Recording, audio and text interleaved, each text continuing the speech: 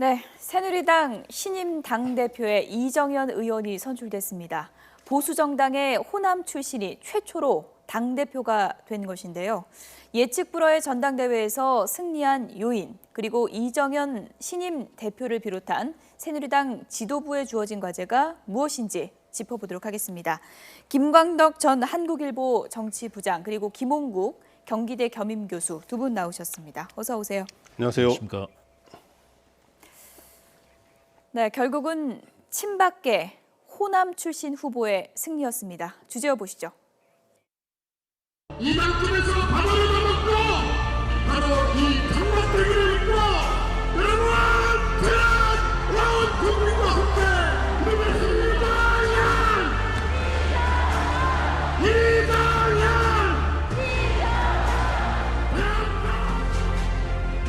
당대표 선거는 기호 1번 이정현 후보 44,421표.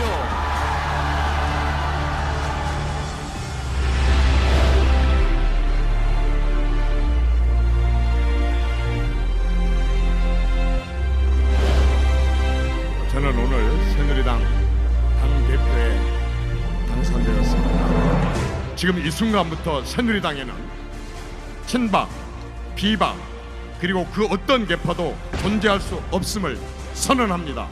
패배주의도 지역주의도 없음을 선언합니다.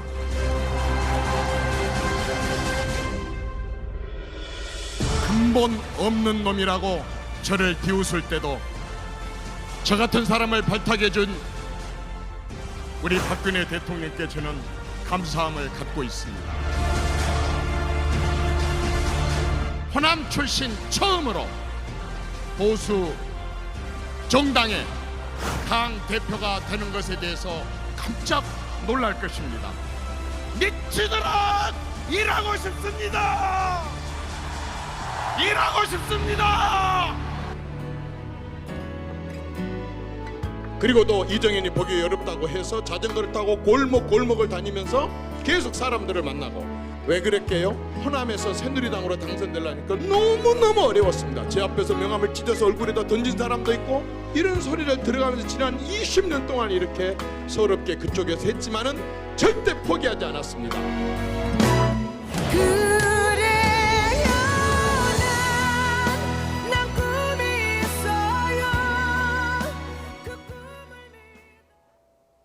거위의 꿈, 이정현 의원의 꿈이 이루어졌습니다.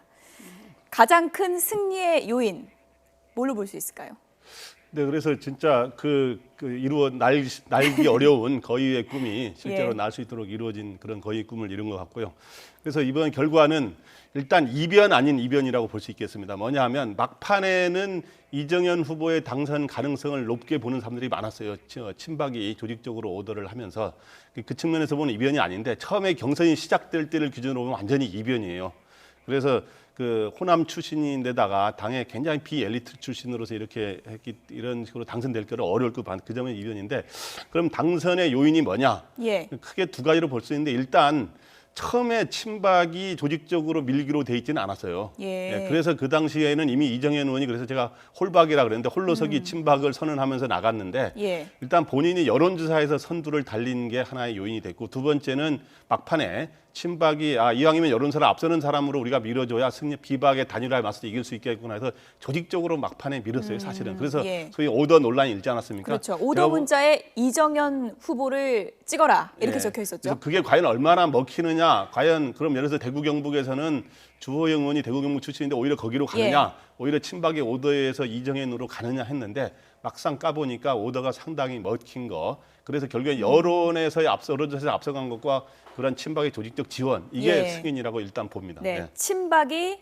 TK를 이겼다, 이렇게 분석이 되고 있습니다. 결국 친박 조직력이 승리의 가장 큰 요인이라고 볼 수 있는 건가요? 그렇습니다. 친박 조직력이 가장 큰 요인이 됐습니다. 왜냐하면 당의 구성에서 친박 진영이 이번 4.13 총선을 통해서 전체 의원 그리고 대의원에서 큰 폭으로 당을 장악을 했고요. 그래서 이 상황이 어느 정도까지 갈지가 사실은 궁금했었는데, 오늘 선거에서 당 대표뿐만 아니라 최고위원 그리고 청년 최고위원까지, 여성 최고위원, 초선의 비례인 최은혜 의원까지 됐거든요.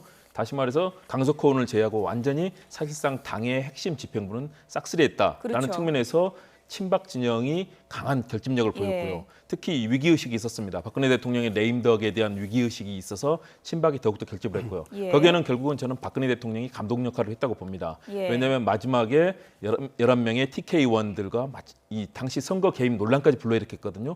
그런 속에서도 그런 자리를 가졌고 그리고 오도 논란이 있었고 오늘 다시 또 이 전당대장을 찾아서 당의 단합을 촉구를 했습니다. 그런 것들이 큰 원인이 됐고요. 또 하나는 저는 이정인 의원의 개인적인 히스토리, 결국 신화를 만들어낸 85년의 당직자로 처음에 들어가서 당시 민정당의 구용상 의원의 이제 캠프에 들어가면서 31년 동안의 새누리당 활동을 통해서 본인이 닦아왔던 그런 것들을 잘 보여줬다. 그리고 비박계의 전략도 마찬가지로 좀 흠이 있었던 것 같습니다. 네.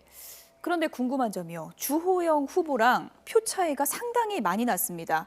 비박도 분명 조직적인 움직임이 오더 문자가 있었잖아요. 그런데 왜 이렇게 차이가 많이 난 겁니까?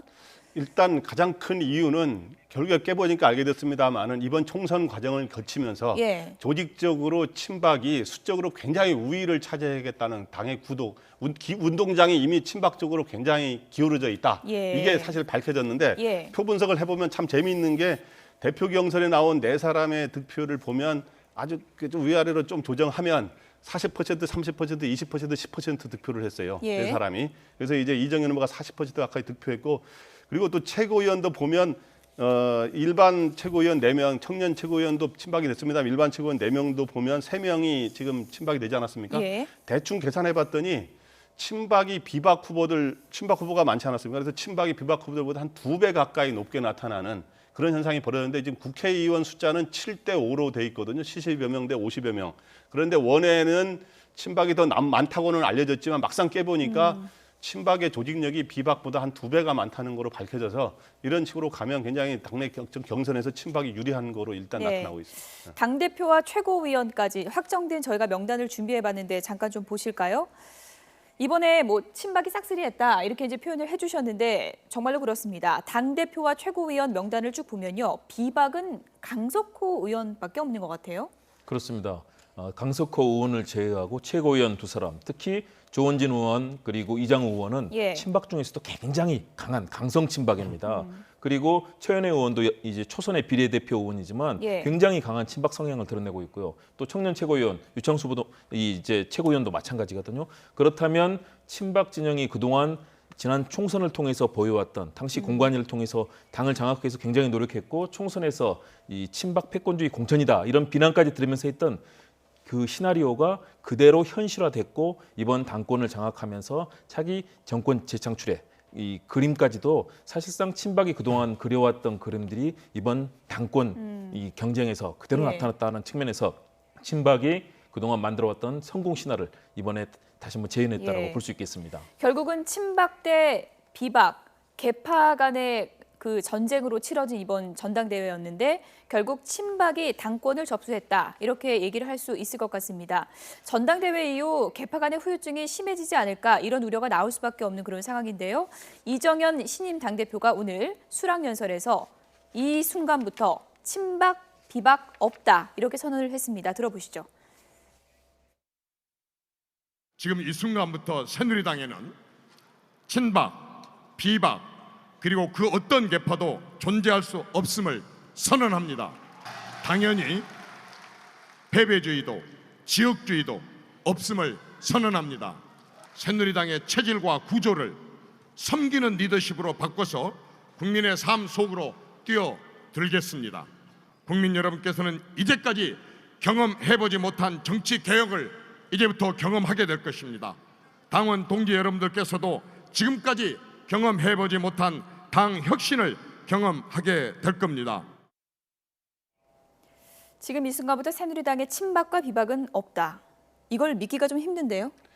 네, 일단 이 당을 이제 친박이 완전히 사실 주도하고 장악하게 됐기 때문에 개파가 없다고 선언하는 게 굉장히 좋죠. 이제는 소위 비박 목소리 따로 내지 말라 우리 한 식구로 가자라고 당연히 하고 싶을 거고. 근데 실제로 아까 이야기했지만 최고위원 오늘 선거에서도 강석호 의원 한 사람 빼고는 다 친박이 되지 않았습니까? 거기에다가 또 최고위원단에 누가 들어가냐면 원내대표하고 정책의장도 들어가는데 거기에도 비박이 없지 않습니까? 사실은 그 정치위장 김광림 의원도 친박이고 그래서 사실상 보통 최고위원단이 9명으로 구성되는데 이런 식으로 되면 비박이 한 사람밖에 없게 돼서 예.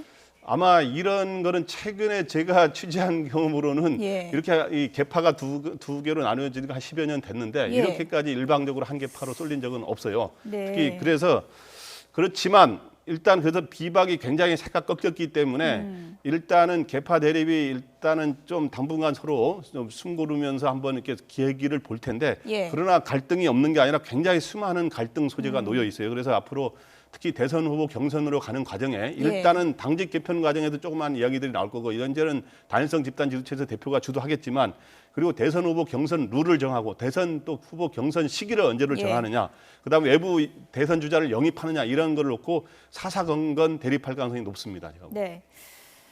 비박은 이번 전당대회 내내 총선 참패의 책임은 친박이다. 이번에 심판을 해달라 이렇게 호소하지 않았습니까?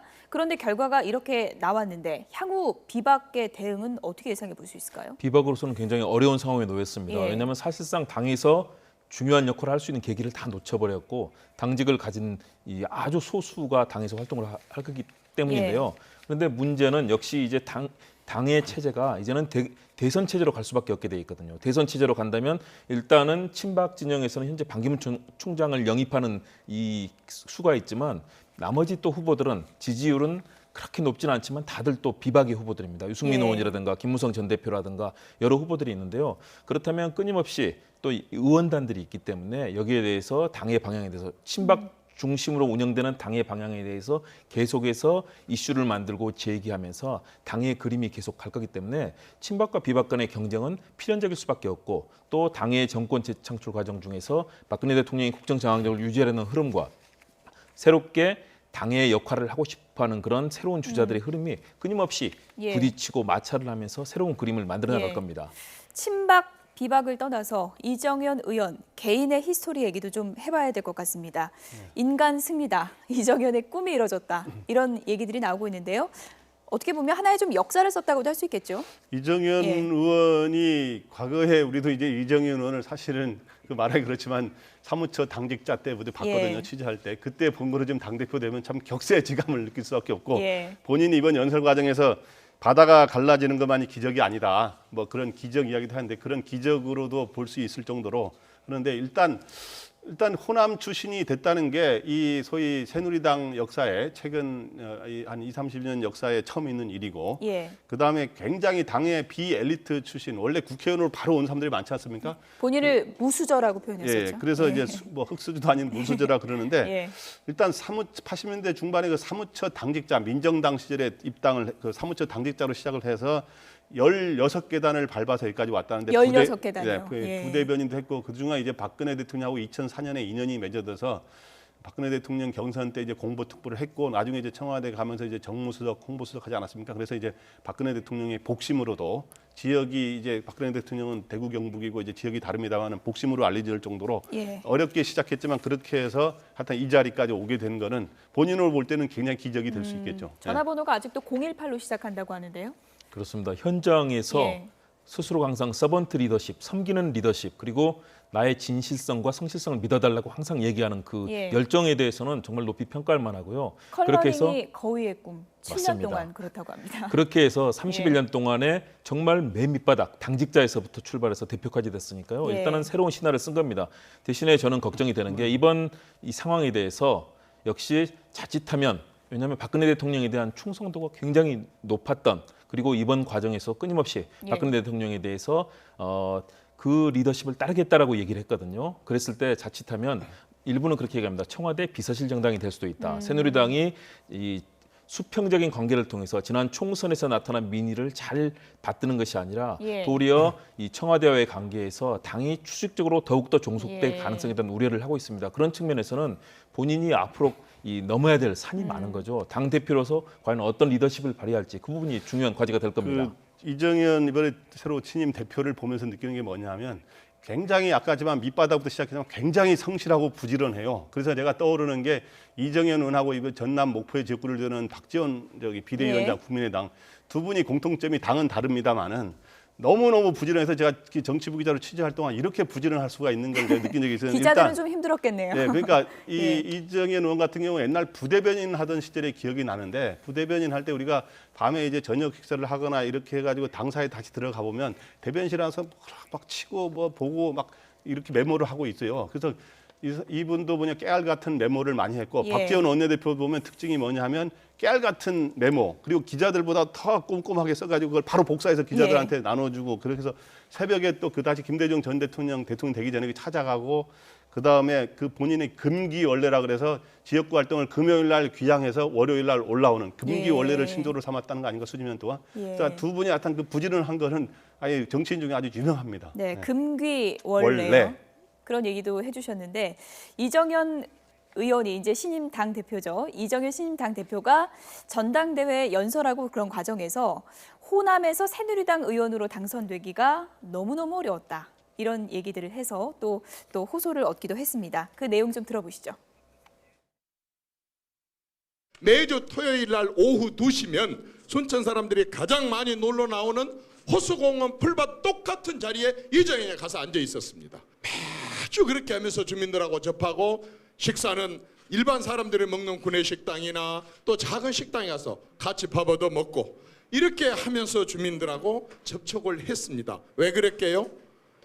저는요 호남에서 새누리당으로 당선되려니까 너무 어려웠습니다. 너무너무 어려웠습니다. 제 앞에서 명함을 찢어서 얼굴에다 던진 사람도 있고 돌아서서 가면 등 뒤에다 대고 눈구멍을 확 어쩌본다. 여기 어디라고 눈치껏 들고 새누리당 놈이 명함 들고 다녀. 이런 소리를 들어가면서 지난 20년 동안 이렇게 서럽게 그쪽에서 했지만은 절대 포기하지 않았습니다. 어떤 자세로? 섬기는 자세로. 이런 섬기는 자세로 했더니 20년 만에 드디어 호남에서도 이정현한테 표를 줬고 당당하게 당선이 되었습니다. 너무너무 어려웠지만 호남에서 당선됐고 당대표까지 됐네요. 그렇습니다. 저도 그 얘기를 그 순천 분들에게 많이 들었습니다. 예. 정말 마을 회관에서 잠자면서 노인 어르신들 말씀 듣고 그런 정말 피눈물 나는 선거 운동을 했다. 그리고 그 진정성을 인정받았다는 측면에서는 정말 대단히 높이 평가하고 축하할 만한 일입니다.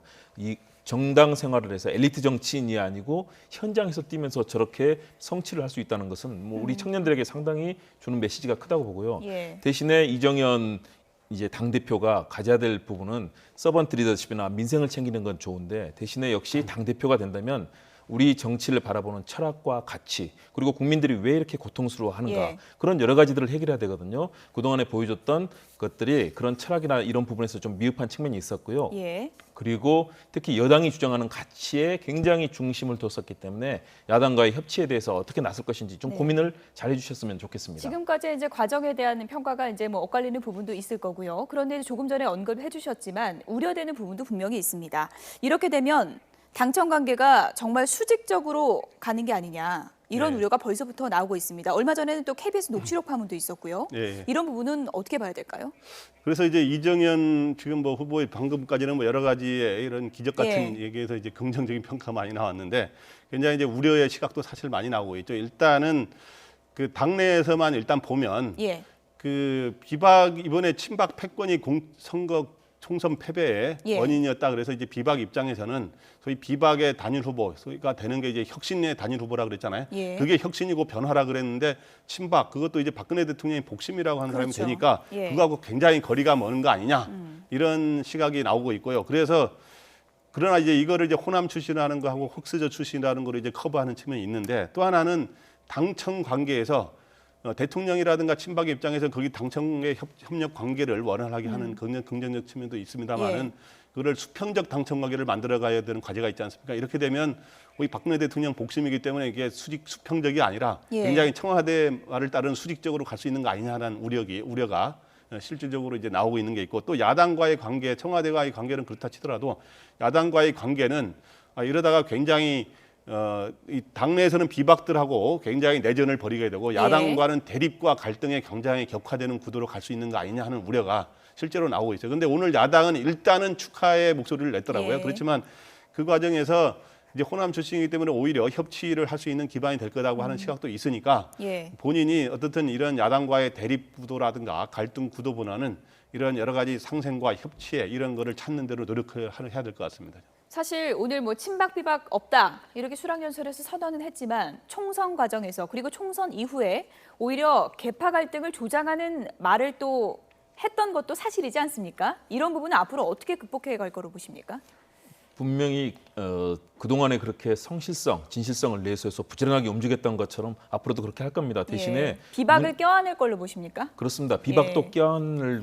껴안기 위해서 노력을 할 거고요. 예. 그런데 이제 그런 부분이 과연 비박에게 어느 정도 진정성을 가지고 갈 수 있을 것이냐. 왜냐하면 지금까지 했던 이정현 당대표의 정치 스타일은 사실은 박근혜 대통령을 너무나 사랑하고 존경하는 그런 스타일이었거든요. 저도 예. 제 앞에서 항상 박근혜 대통령을 칭찬하고 박근혜 대통령이 대통령이 돼야 되는 이유부터 그 이야기를 하던 그 모습이 지금도 떠오르는데요. 네. 그렇다면 그런 박근혜 대통령의 충성뿐만 아니라 과연 새누리당이 보수 정당으로서 어떻게 국민의 사랑을 받을 것인가. 그리고 현재 난제가 산적합니다. 사드 문제로 인한 이 성주 지역의 갈등이 있죠. 그리고 우병우 민정수석의 예. 문제도 사실은 굉장히 야당과 반발을 하고 있죠. 그리고 국회에서 통과시켜야 될 추경 문제라든가 이런 부분을 어느 정도 지혜를 모아서 갈 것이냐. 비박도 껴안아야 되고 또 야당도 껴안아서 현재 예. 해결을 해야 되는데 굉장히 쉽지 않은 난제들이 있습니다. 대신에 그렇게 진정성과 성실성을 가져가는 측면 그리고 그동안에 이제 새누리당의 당 고위 당직자들이 박 대통령을 설득하는 그런 실력은 부족했습니다. 그런데 이정현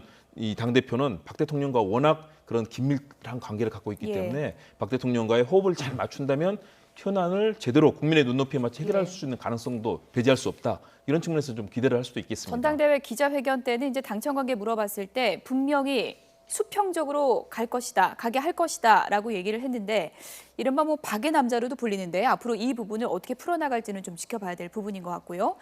당선 요인 가운데 하나로 뽑히는 게 바로 이정현 새 신임 대표의 퍼포먼스입니다. 예. 네, 합동 그 연설의 과정에서 나온 퍼포먼스가 시선을 많이 사로잡았다는 분석도 나오고 있는데요. 화면 함께 보시죠. 저는 지역민들과 소통하고 국민을 섬기는 마음을 키우기 위해서 자전거를 탔고 마을회관에서 잡고 이장집에서 밥을 얻어먹고 그리고 여러분 보다시피 바로 이 잠바대기를 입고 여러분 저는 온 국민과 함께 누렸습니다. 이 잠바는 이정현이가 당대표가 되면 앞으로 새누리당 집권여당 유니폼이 될 것입니다. 여러분 이정현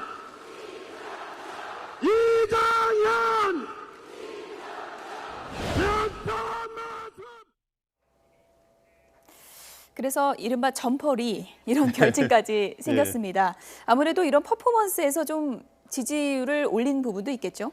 네, 그 상당히 있다고 봐야 되겠습니다. 아까 봤지만은 뭐 조직적인 지원, 친박의 예. 그런 것도 있고 여론조사에 있는데 여론조사를 올리는 과정에서 자기를 좀 처음부터 이제 자기를 부각시킨 게 뭐냐 하면 배낭을 처음에 메고 나타나지 않았습니까? 배낭 메고 그다음에 회색빛 점퍼, 소위 잠바떼기라고 하는 그다음에 밀짚 모자도 중간에 쓰고 예. 그래서 이제 오늘 같은 경우는 경선 마지막군을 유세할 때 보면 이정현 의원은 밀짚 모자를 쓰고 나오고 주호영 의원은 4번 타자 야구복을 입고 나왔는데 과연 밀짚 모자가 되느냐 야구복이 되느냐 그랬는데 밀짚 모자가 됐는데요.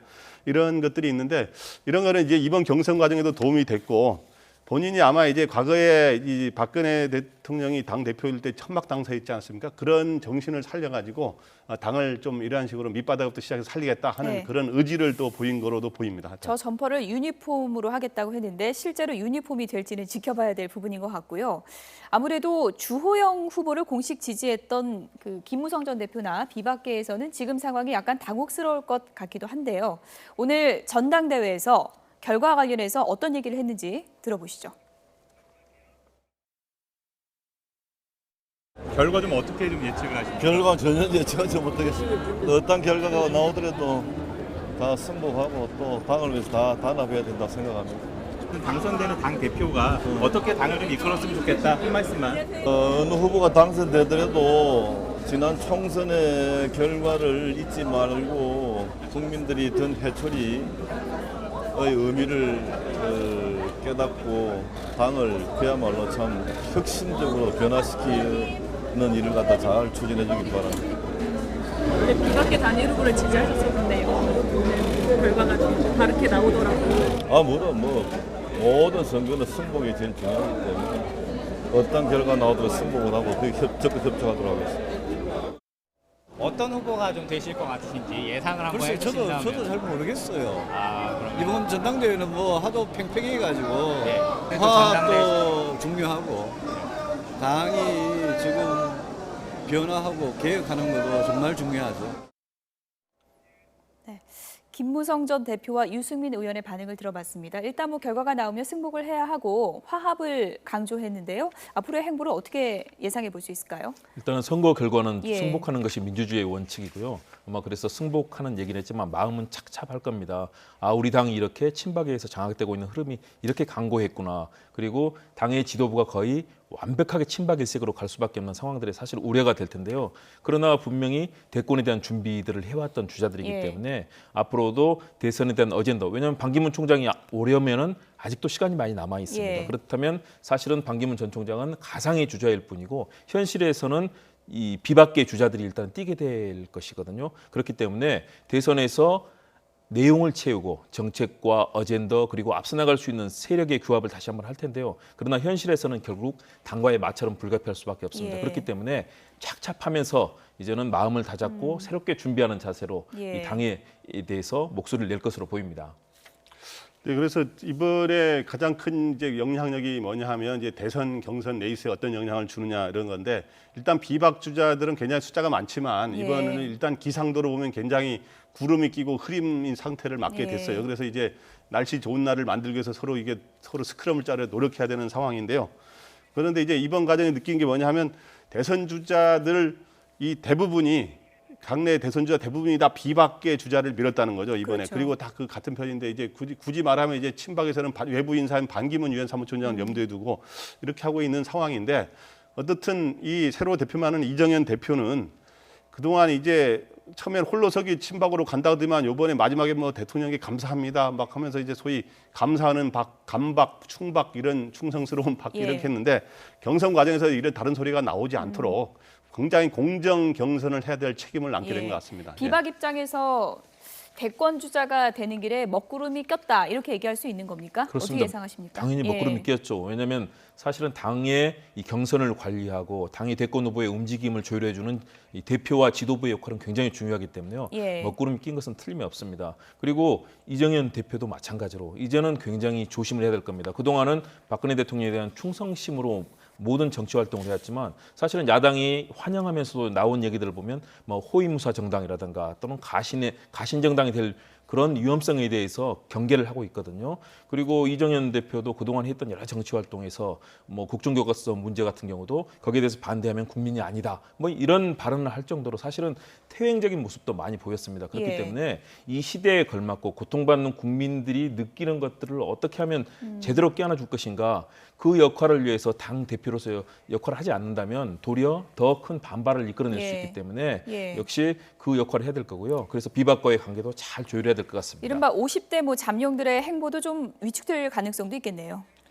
네, 일단 당분간은 예. 저기 소위 세대 교체를 내셨던 50대 잠룡들, 이렇게 이제 오세훈 전 시장이라든가 남경필 지사, 원희룡 지사 이런 사람들의 움직임이 당분간은 좀 속도 조절을 해야 되고 숨고르기 할 텐데 예. 그러나 이제 좀 시간이 지나면 다 목소리를 본격적으로 낼 겁니다. 이제 예. 반기문 사무총장 영입론을 힘을 받을 것 같지만 다 지금 대선 주자들이 다 비박이기 때문에 예. 다 일사불란하게 다른 목소리를 내게 될 거고 그래서 그렇기 때문에 이런 거를 잘 공정하게 하고 원만하게 이끌어갈 책임이 새 대표에게 있는 거죠. 네, 총선 이후 계속 친박 비박 개파 갈등 얘기만 계속해왔는데 앞으로는 좀 달라질 수 있는지 지켜봐야 될 것 같습니다. 김광덕 전 한국일보 정치부장 그리고 김홍국 경기대 겸임교수 두 분이었습니다. 고맙습니다.